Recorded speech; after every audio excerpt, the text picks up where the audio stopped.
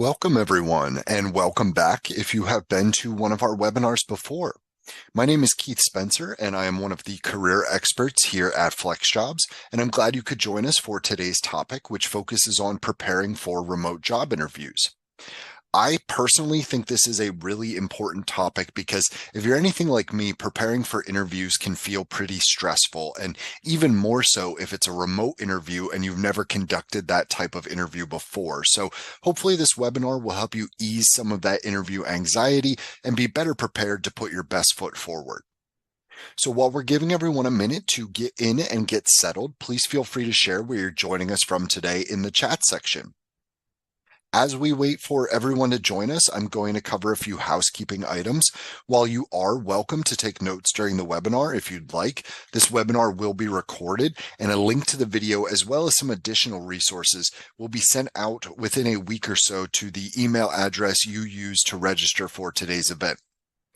Please note that this presentation has been pre-recorded, but the Q&A portion that will follow the presentation is going to be conducted live with one of our career experts. If you have a question that you'd like to ask, please make sure that you put it in the Q&A section of Big Marker, not the chat section. This really helps us keep track of questions in one place, and the Q&A section also allows you to click a thumbs up button if you see a question that someone else has asked that you would like to hear the answer to, so that we know which questions are most popular. We probably won't be able to answer everyone's question today, but we can almost guarantee that you will learn something helpful. All right, let's go ahead and get started. Here's a quick overview of what we'll be covering today. First, we'll look at what you can expect from different types of phone and video interviews that you might encounter when you're interviewing for remote jobs. Next, we'll examine some common remote-specific questions that you could potentially be asked during an interview, as well as some additional common questions that you could run into. Then we'll go over some strategies that you can employ to prepare and practice for upcoming interviews to help maximize your chances of success. And then lastly, we'll finish out the webinar today with our live audience Q&A with one of our career experts. Okay, so let's get started by going over some things to keep in mind when you have an interview coming up. So your preparation for remote interviews is very similar to your preparation for in-person interviews, but there are a few extra steps that you'll want to keep in mind. So when thinking about what to expect, your first step here should be to have a good location to conduct your remote interviews. Rather than planning out your driving route like you would for an in-person interview, you want to make sure that you're choosing an appropriate space in your home to conduct the interview. Phone interviews have been around for a long time, and they are usually used as the first round of screening candidates. So if the interview you have coming up is a phone interview, keep in mind that location doesn't matter quite as much as a video interview, but you still want to make sure that you're in a quiet location that will be free of distractions or unexpected noises so that the interviewer's attention can be focused solely on you. It's also helpful for all types of remote interviews that anyone else who might be in your household knows you're conducting an interview so they aren't accidentally creating a disruption. If the interview is going to be conducted through some type of video conferencing platform, which is extremely common for remote interviews, hopefully you have a dedicated home office that you can use, or at least a quiet space in your home to conduct the interview. And you also need to make sure that you are paying attention to your background for video interviews. Just like the distraction of unwanted noises, you don't want your background to be distracting either. So choose a background that is professional, simple, and free of distractions or anything that could potentially be deemed as inappropriate for the workplace. Virtual backgrounds can be a good option as long as they're reflective of an office environment rather than showing you like sitting on a beach or something like that. But I don't recommend relying solely on virtual backgrounds because there is a possibility you might run into technical issues. You should also make sure that you are dressed professionally from head to toe because you never know if you might have to stand up and grab something across the room during an interview. And you also want to make sure that the lighting in the room shows you clearly without any sort of backlighting or shadows, things like that, that can make it hard to see you. You don't necessarily need to dress professionally for a phone interview, though some experts do suggest that, looking the part and dressing the part can boost your confidence. So keep that in mind. It's also always a good idea to make sure that your internet connection is strong and that you're testing out the technology that you'll be using for the interview, and even conducting a test run if possible to make sure that everything is working properly beforehand, especially if you haven't used that specific conferencing platform before. And it can be a good idea to download the conferencing app on your phone just so that you have a backup. Next, we're going to talk about one-way interviews, which are sometimes referred to as asynchronous interviews and are another type of remote interview that you could encounter. So one-way interviews are very similar to an interview using a video conferencing platform like Zoom or Google Meet, except there's no one on the other end of the call. Instead, you're usually given 3 to 5 questions or prompts that the employer wants you to answer, and then you're typically provided with a set amount of time to record your response, usually 1 to 3 minutes per question. And as you can see, we have some sample questions on this slide, and later in this webinar, we'll dive into why it's helpful to consider common questions before an interview and how you can make sure that you're answering effectively. But for now, let's focus on some of the nuances of one-way interviews. A nice aspect of one-way interviews is that the scheduling of the interview is typically flexible. So, you'll be given a due date that you need to record your responses by, but when you actually sit down and record the interview is typically up to you, which you can use to your advantage, like if you're a morning person, for example. Also, some one-way interview platforms will let you do sort of a test run, which is strongly recommended if it's permitted. One-way interviews have been around for quite a while, but they really became more popular during the pandemic, and they're continuing to grow in popularity because they save the recruiter or the hiring manager a lot of time in those initial interview stages. We're also now seeing an increase in the use of AI-led and AI-assisted interviews. These are almost identical to your typical one-way interview. However, now there is an artificial intelligence platform that might be reviewing and assessing your responses and behavior during the interview in order to make recommendations or suggestions to the hiring manager on who should move forward. And, that might sound a little strange or maybe even a bit intimidating, but if you follow the strategies that we'll discuss later about preparing and practicing for interviews, you'll be ready to excel in whatever type of interview you encounter. But the biggest complaint from job seekers about one-way interviews is that they don't feel, natural or intuitive. You're supposed to pretend like you're speaking to another person, but there isn't actually anyone on the other side of the conversation. So that can feel kind of strange. But at the very least, understanding this ahead of time can help you prepare for those potential feelings of awkwardness and allow you to put your best foot forward more easily. And as difficult as it might be, the best approach is really to just pretend that you are speaking to an actual person, because that will help you sound more natural and confident. And we'll discuss strategies for answering questions in more detail later. But first, let's take a look at pre-employment testing. So pre-employment testing is another aspect of the interview process that you might encounter. More and more employers use pre-employment testing as part of their interview process in order to serve as almost like a prove it portion of the interview process, because it allows them to determine if you actually have the skills that you claim to possess, and it helps them understand your ability level with those skills. So some examples of pre-employment tests that you might encounter include cognitive ability tests, which are used to assess your general intelligence, your problem-solving skills, and your critical thinking skills. Personality assessments, which aim to assess behavioral traits, preferences, and work styles to help determine your fit for that role, that company, and that company culture. Skills assessments, which are probably the most common type of pre-employment testing that you could encounter, and they can vary pretty widely. They can be technical or non-technical in nature, like writing tests or writing samples, case studies, programming tests, data analysis exercises, customer service simulations, or even mock presentations. Situational judgment tests, these are tests that present you with hypothetical scenarios and then ask you to choose the best course of action from a set of options. And then also job knowledge tests. These are used to assess your knowledge and understanding of the specific industry, and they can include technical, regulatory, and procedural aspects.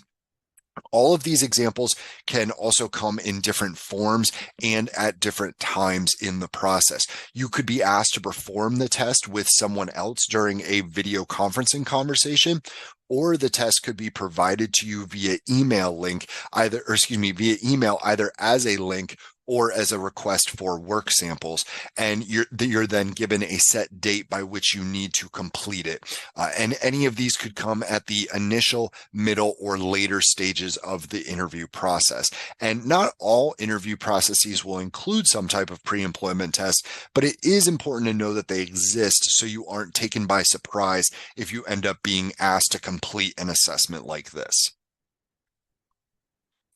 All right, now we're going to cover some common interview questions that you could encounter with some tips and strategies for answering these types of questions. We're going to look first at some questions that are entirely remote specific, and then some general questions that you could be asked in any type of an interview. So researching and reviewing common interview questions can be a really helpful way to prepare for an interview. Yes, there's absolutely no guarantee that you'll actually be asked any of the questions that you review, but it at least gets your mind thinking in the right direction, and it can help you begin to consider the types of stories and examples from your past roles that you might want to tell, as well as the skills you possess and the accomplishments that you've achieved that you want to highlight in an interview to showcase yourself in the best light. So on this slide, we see some remote specific questions, and chances are pretty good that you will be asked some variation of at least one of these questions if you're interviewing for remote jobs. We won't go over all of these questions, but I want to provide some advice for a few of them specifically.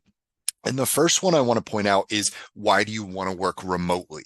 For this type of question, you do not want to focus on the obvious perks of remote work, like getting to sleep in later, not having to commute to work, getting to wear comfy clothes during the workday, things like that.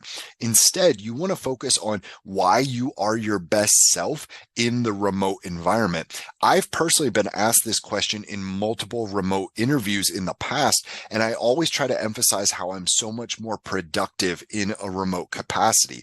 I mentioned that, it's easier for me to focus when I'm in my quiet home office rather than an in-person office where I can hear, conversations going on constantly and phones ringing, things like that. Fewer distractions allows me to maximize my concentration and my productivity. So that's the focus of my response for this type of question.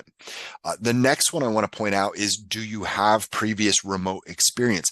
This one can trip up some job seekers if they've never worked remotely before. Employers ask this because they want to know if you can be successful in a remote environment. So if you haven't worked remotely before, you can mention that maybe you've taken classes or courses online, or perhaps you've worked with distributed teams in a past job, so you're used to doing meetings through remote conferencing platforms, or at the very least, you can reference the fact that you are skilled with various remote collaboration software tools like Zoom, Slack, Google Meet, Microsoft Teams, things like that. That can help compensate for your potential lack of remote experience. And then the last one I want to point out is, what do you anticipate will be your biggest challenge working remotely? Some examples of things you might mention for this type of question could be overcoming technical challenges, since those arise with everyone from time to time, or building and maintaining strong relationships, since that can be more challenging when you're working remotely.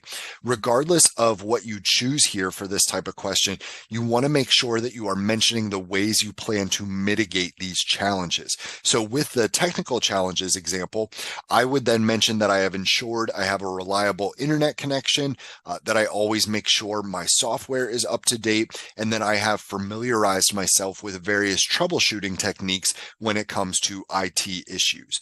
For the relationship building example, I would mention that I'm really intentional about making the time to interact with my colleagues during, like meetings or through our messaging platform, and that I'm proactive in seeking out additional opportunities to connect with my teammates so that I can help contribute to maintaining a supportive and inclusive work environment. You can almost think of this question as being similar to a question like, what is your greatest weakness? In that you don't want to end on a negative. Flip things around to show that you take initiative, that you anticipate problems, and that you proactively identify potential solutions to the challenges you might encounter. Here are some other common interview questions that are more general in nature.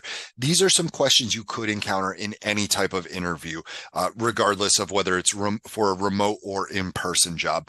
And as mentioned before, there really is no guarantee you'll be asked any of these questions, but considering some of these questions and thinking about how you might respond will help you be prepared for the types of topics you could be asked to speak about during an interview. And with all interview questions, the best approach to answering them includes a few key elements. First, try to relate everything back to the job and the company at hand. Think about your audience and what is important and relevant to them. Then try to craft a response that will resonate with them. Doing research into the company and thoroughly reviewing the job description can be really helpful with this. I'm the type of person, I like to have a hard copy of things in front of me. So when I know I have a job interview coming up, I will print out the job description and go line by line, jotting down examples in the margin of how I've done those exact things or very similar things successfully in the past, and making notes about the skills that I have that will help me perform the responsibilities listed in the description. This way, I know which of my abilities and what aspects of my experience I'll want to highlight during the interview. That's important because second, you want to support your responses as often as you're able to with examples or stories from your past that will illustrate the things you've done, the skills you possess, or the accomplishments you've achieved that will be useful and relevant to this position. We'll talk more on the next slide about how to effectively tell stories during an interview. Next, make sure that you are, in a sense, bragging about yourself. This can be hard for a lot of us since we're usually taught to be humble and avoid bragging, but the interview is about you and what you bring to the table. So you want to try to find that balance between highlighting your value and sounding overly arrogant. Lastly, remember what we touched on the previous slide. Try to end every response on a positive note. If you're asked about a question, if you're asked a question about a challenge, a conflict, a mistake, or a weakness, explain what you've learned from it and how you're working to improve, and how you would do things differently going forward. If you're asked a question like maybe that second one on the list, make sure that you aren't speaking negatively about your current or past employers, or the experiences that you've had. Instead, focus on the reasons why you're excited about this role and this company while acknowledging how your past roles have helped you learn and grow professionally, because even the worst professional experiences that we've had have taught us something. So try to focus on the positives there.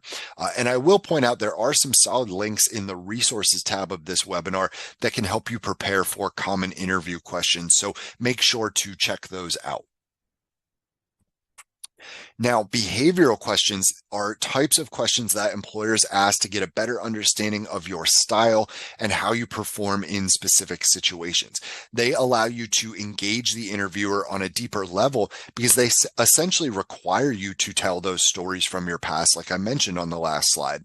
The stories that you can tell or examples you can give in response to these type or any type of question really can come from previous jobs that you've had, your educational experience, or even volunteer opportunities that you've pursued. So they're not limited to just examples from the workplace. Reiterating what I mentioned before, make sure that you are telling your stories in a way that will be relevant to your audience. So relate them back to the position for which you're interviewing, the company, or the industry, so that they are more likely to resonate with your interviewer. And when responding to these types of questions and telling stories in an interview, it's helpful to use the STAR method as it allows you to paint a more thorough picture for the listener. And STAR, if you're not familiar with this method, stands for situation, task, action, and result. So situation, give the background information before diving into the story so that you can provide some context for the listener. Task, what was the task that needed to be accomplished or the challenge that needed to be solved in this situation? Action, what did you do in this situation? What were the steps you took in order to try to accomplish the task? Then result, how did things go? What was the impact of the result? Were your actions successful? If they weren't successful, what did you learn and how would you do things differently in the future?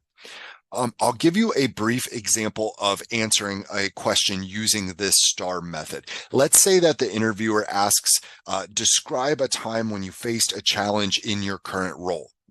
So for situation, I could say something like, my team and I were recently working on a project, and the person that I was specifically partnered with, we ran into some communication challenges because our team is distributed across different time zones and we had different working hours scheduled. For the task, I could then say the project we were working on had a tight timeline, so our communication issues were slowing the project down, and we needed to find a way to streamline our communication and increase our productivity.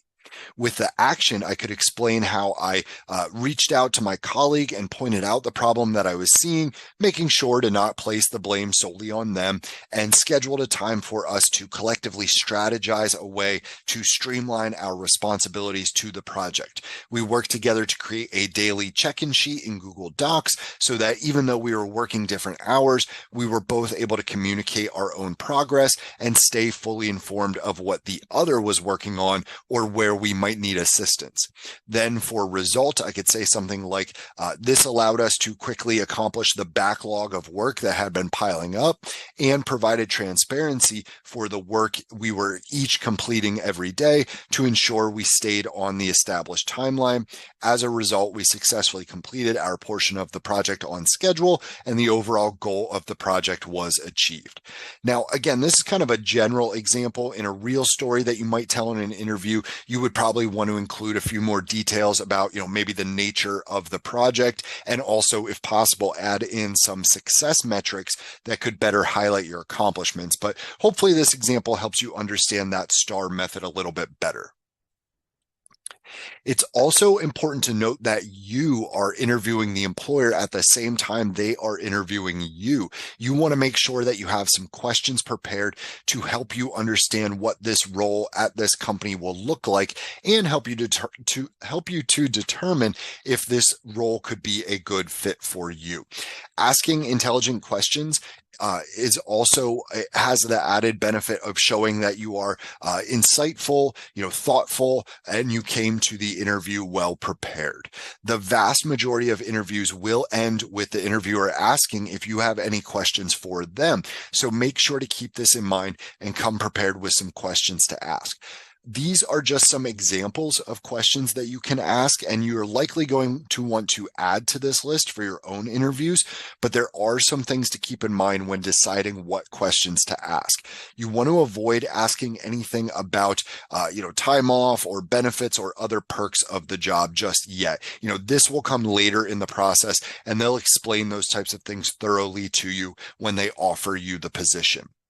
You can ask about salary range if it hasn't been provided to you yet, but I typically will only ask about salary if I have a lot of other interviews going on or other things outside of work going on that might limit my available time and make me not want to potentially waste my time interviewing for a job that isn't going to pay my minimum salary expectations. Otherwise, I personally like to go through the whole process so that I'm, at least getting some good practice and then wait for their offer before trying to negotiate the salary. But that's just me. You don't necessarily have to follow that advice. But also make sure that you aren't asking questions that you could have uncovered through your own independent research, because that could make it look like you're not very well prepared. And again, in the resources tab, you will find some helpful links that provide other questions you could consider asking during an interview. So be sure to check those out. All right, so we've touched on a few aspects of preparing for interviews already, but let's go ahead and do a deeper dive into the strategies you can employ to make sure that you are well prepared for your remote job interviews. So the first two bullets on this slide should really form the basis of your interview preparation. In terms of researching the company, you want to make sure that you've looked into their company website to see how they've branded their organization, what their mission and values are, and give yourself a solid understanding of their product or service offerings. It can also be helpful to follow the company on LinkedIn and other social media platforms to see the type of content they're putting out there and how they interact with their followers. It can be smart to dig into the market in which the company operates, and also including, examining their competitors or potential competitors. And it can also be a good idea to see if you can find articles or other noteworthy news about the company, if possible, to better understand the current state of the organization and their long-term goals. Reviewing the job description thoroughly, like we touched on before, is an absolute must. I've mentioned that you want to think about your audience and what will be important to them. Well, the job description is essentially your cheat sheet for doing just that. Most companies will thoroughly outline the responsibilities of the role in the description, including the types of skills and abilities and qualifications that they're looking for in potential candidates. So having a sound understanding of this information will help you present yourself in a way that will resonate with the employer and make sure that you are highlighting your fit for this specific position. Then, based on the research that you've conducted and your thorough review of the position description, now you can plan out some talking points related to yourself and your experience that you'll want to discuss in the interview. Having these talking points, these stories, these examples from your past will help you paint that clearer picture for the interviewer in terms of your relevant skills, experience, and qualifications. You don't want to make the mistake of just regurgitating what's already on your resume during the interview, but instead provide greater detail and explanation about how the things you have done in the past will allow you to perform well in this role in the future. That next bullet point, being confident and friendly, is really important, but it can be tricky for some people, especially if you get nervous during interviews like most people do. But it is important. You want to show that you have solid interpersonal skills and that you'll be someone who can get along with the other members of this team and represent the company well. So some things that you can do to help boost your confidence in an interview include, reminding yourself to make good eye contact, making sure that you smile during the interview, showing that you're actively listening by, paying attention to your nonverbal communication, like your facial expressions, remembering to speak at an appropriate pace and enunciating clearly, pausing to think for a few seconds before answering or asking follow-up questions for clarification if necessary. Those are all some good things to keep in mind. And these strategies are also important for AI interviews that we mentioned earlier. A lot of people, when they know they're conducting an AI interview, they tend to become a bit robotic, but the AI software is likely assessing your verbal responses and your nonverbals as well. So try to treat the AI interview the same way you would any other type of interview. Now, once you've planned and prepped your way through these first steps, you then want to start practicing. You can have a friend or family member ask you sample interview questions, kind of conducting like a mock interview so they can give you feedback on your responses. You can also sketch out your elevator pitch, which is your response to the question, "Can you tell me a bit about yourself?" and practice in front of the mirror or record yourself giving your pitch or other responses to general questions, then review the recording and make notes to help yourself improve. And then also, if you're worried about being confident and friendly, it can be helpful to do some calming exercises like focused breathing or meditation before the interview to help you deal with your nervousness. Ultimately, though, making sure that you are thorough and comprehensive in your preparation is really the best way to maximize your confidence and help you have a successful interview. So I've listed a few additional tips and reminders to help be successful on this slide. Like we mentioned before, choose a location that is comfortable for you and quiet and free of distractions.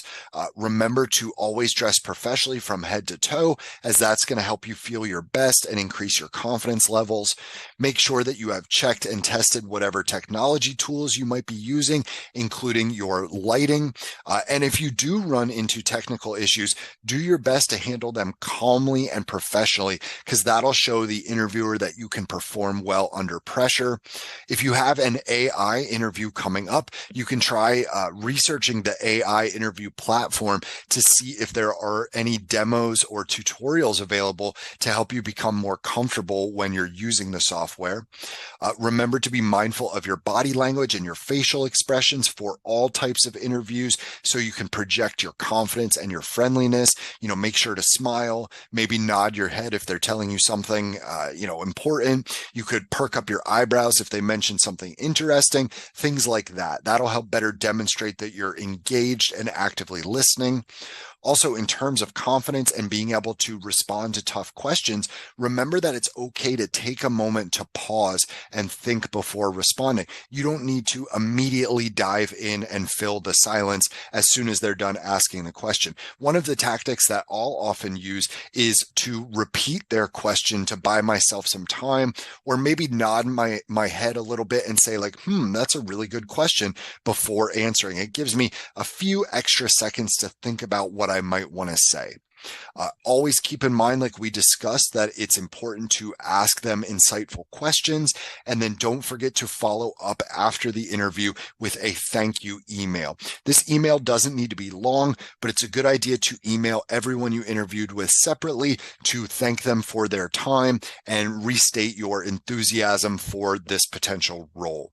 And then, for the person who's in charge of the hiring process, you could also mention that you look forward to hearing from them in the near future. And, sending a thank you email really can go a long way and also helps them remember you in a positive light. Okay, so a few final action steps and reminders here that we've gone over. Choose and evaluate your location, research the company, review that job description thoroughly, and create some relevant talking points and stories. Test all your technology. Try to be confident, friendly, and make sure you're asking them questions. And then make sure you're following up with that thank you email. So we are now going to turn to our Q&A portion. As a reminder, a copy of the recording as well as resources presented will be emailed within the next week or so. Do be sure to check your spam folder just in case it gets filtered there. For even more tips, tricks, and resources, I recommend going to the FlexJobs blog. You can see the URL there on the slide. It includes a vast amount of free articles, resources, webinars, and videos for members and non-members alike. So let's go ahead and open up to your questions. Please remember to type them in the Q&A section rather than the chat section, and feel free to give a thumbs up to anyone else's question you'd also like to have answered so we know which questions are most popular.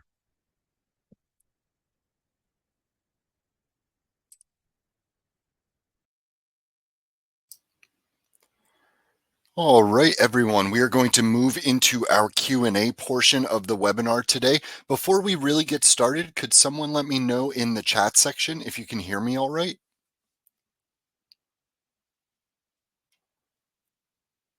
All right, wonderful. Thank you. So, my name is Keith Spencer, and I'm one of the career experts here at FlexJobs, and I will be answering your questions with you today. So, let's go ahead and dive in.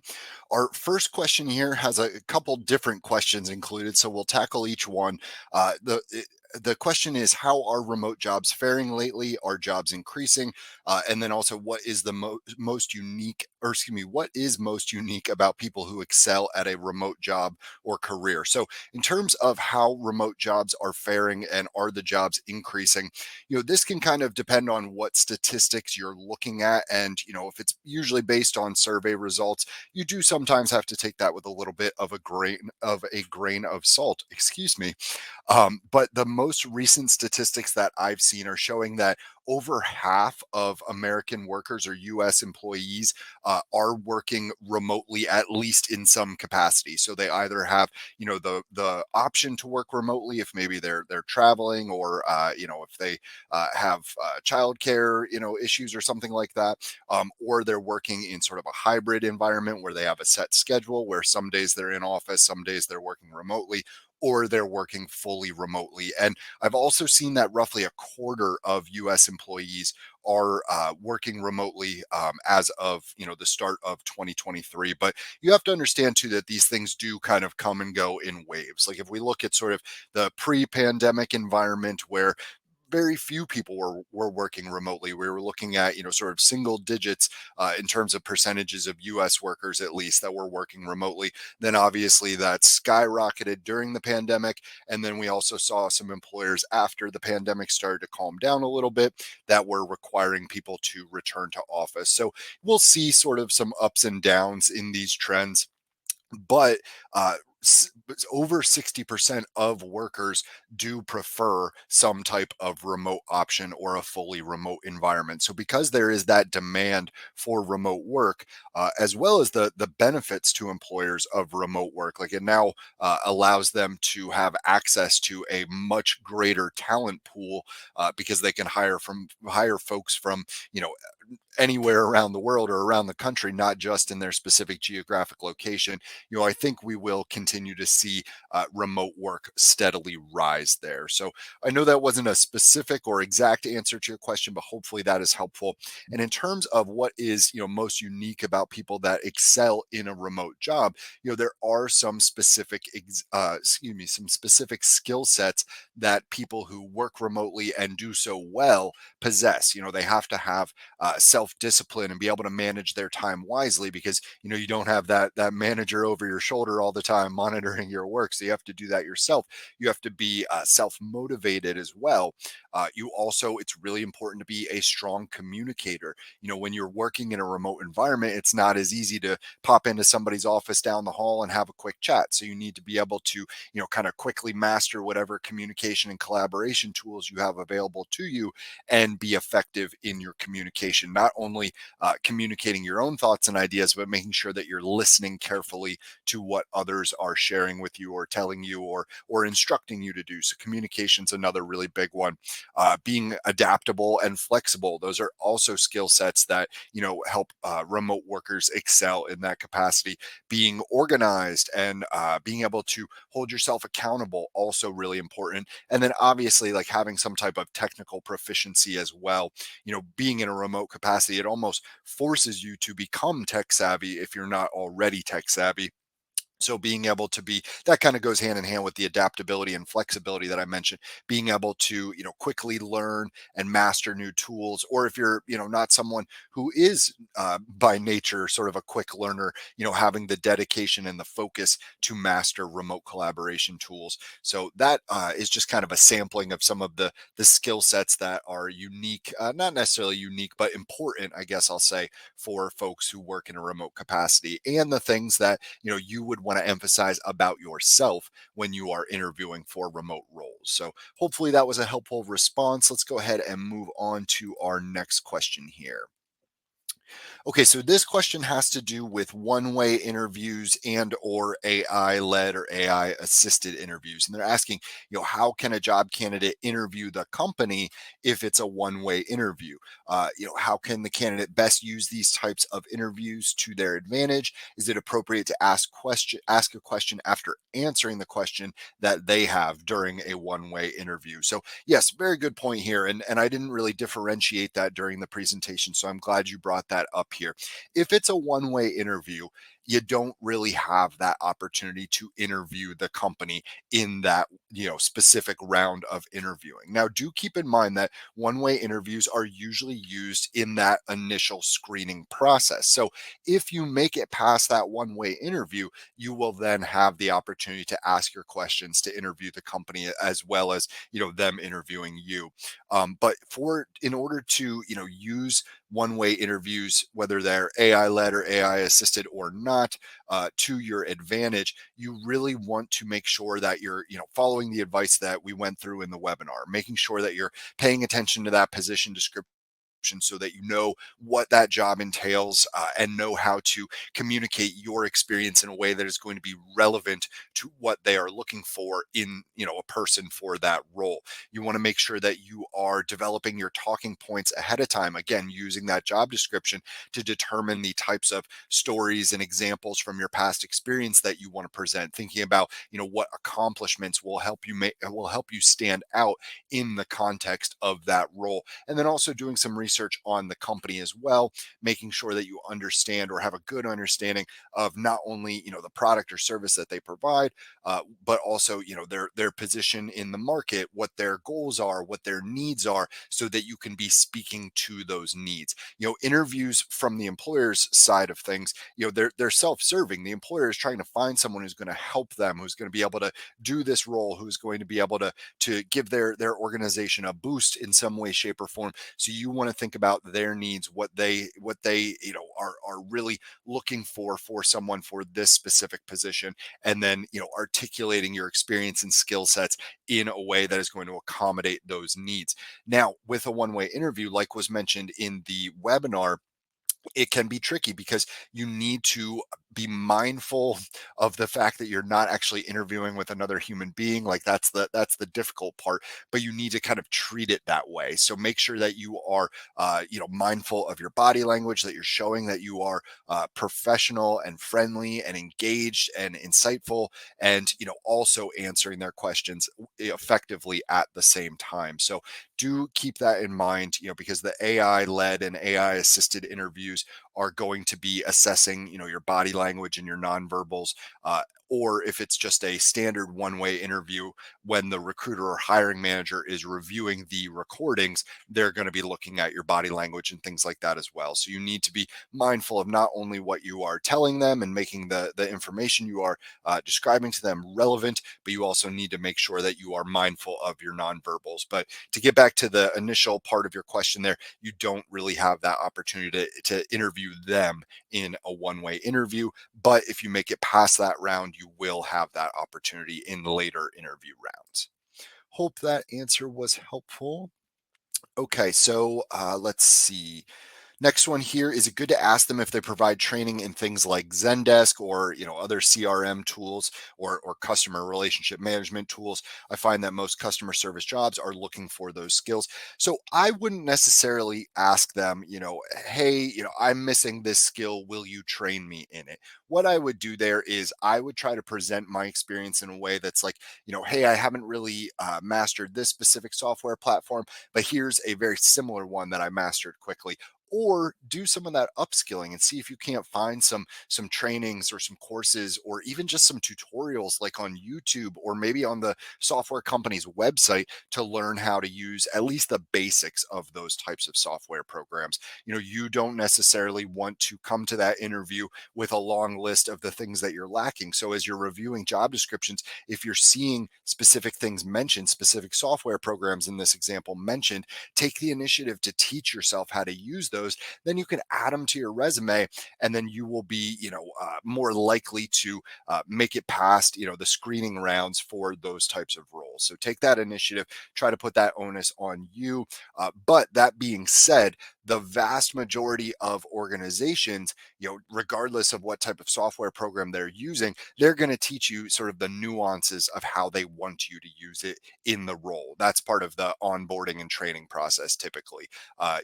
Good organizations know that they need to train you in their systems, their processes, their procedures in order to help you be effective. But then also at the same time, don't be afraid to ask questions. So if you start a role and you're not sure how to do something in Zendesk, talk to your supervisor, say like, hey, I know how to do this and this, but can you teach me how to do this in Zendesk?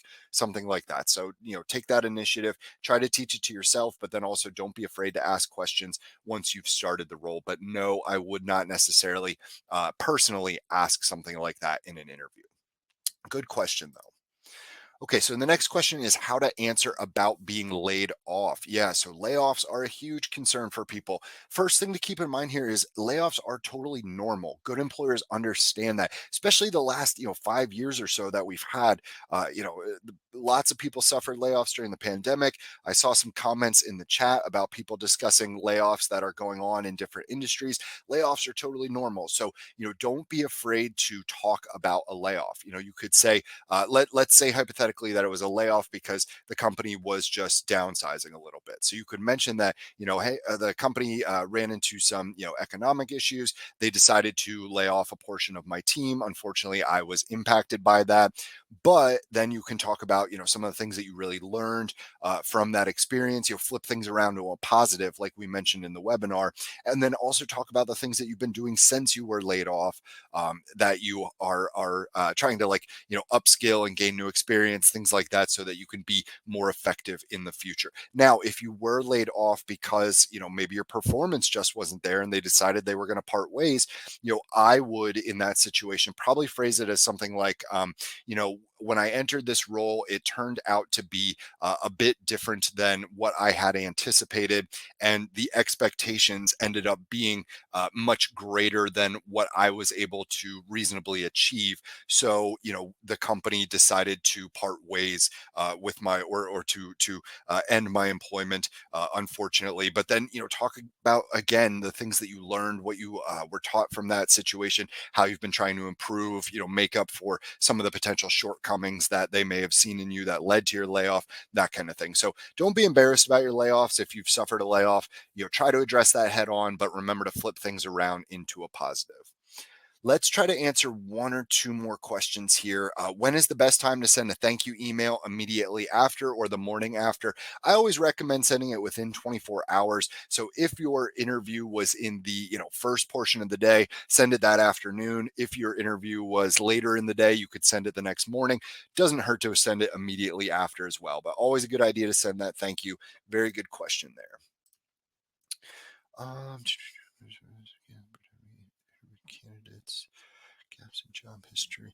Okay, so here is another question. This is I'm going to try to answer this.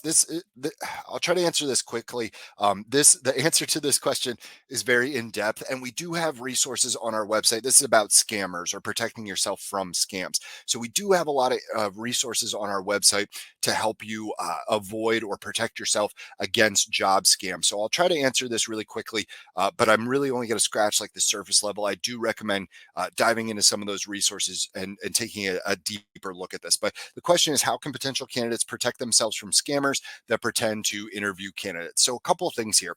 One of the biggest things that scammers will do is they will send you unsolicited job interviews, or excuse me, unsolicited like interview requests. So that means you didn't apply for a job and they're saying, hey, we'd love to interview you for this job. If that happens, that sometimes does happen. I saw some conversation about headhunters in the chat. That sometimes does happen. Recruiters for different companies might be scouring LinkedIn looking for potential candidates, might invite them to apply or interview for a role, even though it's something that you didn't apply for. When that happens, you need to vet that person. You need to vet that, company that they say that they represent. I recommend going to their website, looking at their careers page, seeing if the job that they're mentioning to you is actually there. Apply to that job directly through their site. You want to be a little bit skeptical here. Not all or not 100% of unsolicited job offers are scams, but that's one of the biggest signs that it could be a scam.